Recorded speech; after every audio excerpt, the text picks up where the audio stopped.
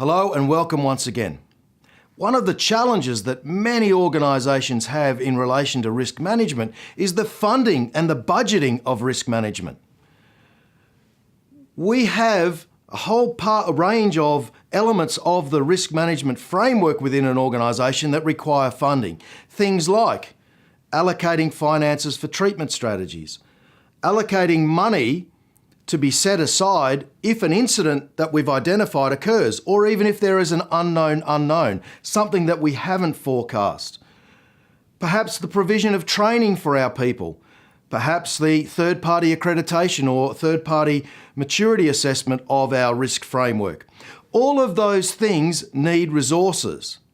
In my experience, however, what organisations tend to do is to identify the activities that they're going to do throughout the cycle, and they allocate budgets to those.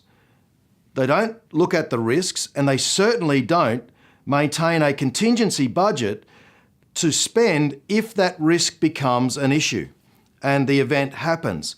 And as a result of that, what we find is that the organisation has said that I'm going to do, say, 100 things during this particular period.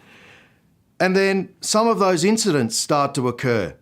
Well, where do we get the money from that? Well, we take away some of those lower priority activities and we fund the incident management out of that. Of course, if we've said that we're going to do 100 things throughout the year, and we only manage to do 85 of those things because we've spent part of our budget dealing with those incidents, well, our stakeholder community is going to be dissatisfied because we haven't met their expectations.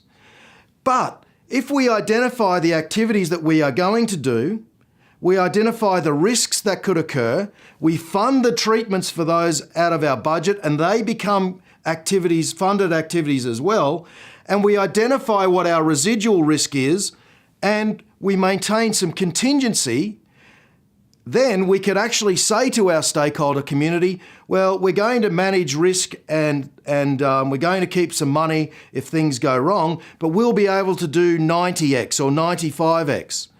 The chances are that at the end of that cycle, you will have met those expectations of your stakeholder community. In fact, because you've managed risk so effectively, then you might have actually been able to exceed those and transferred some of that money across and use that to fund some of the lower priority tasks that you'd left off. Now, of course, in government, this is really problematic because we base the manner in which we're effective in our budget and our financial management as how close, plus or minus 1% or plus or minus 2% in terms of our budget expenditure.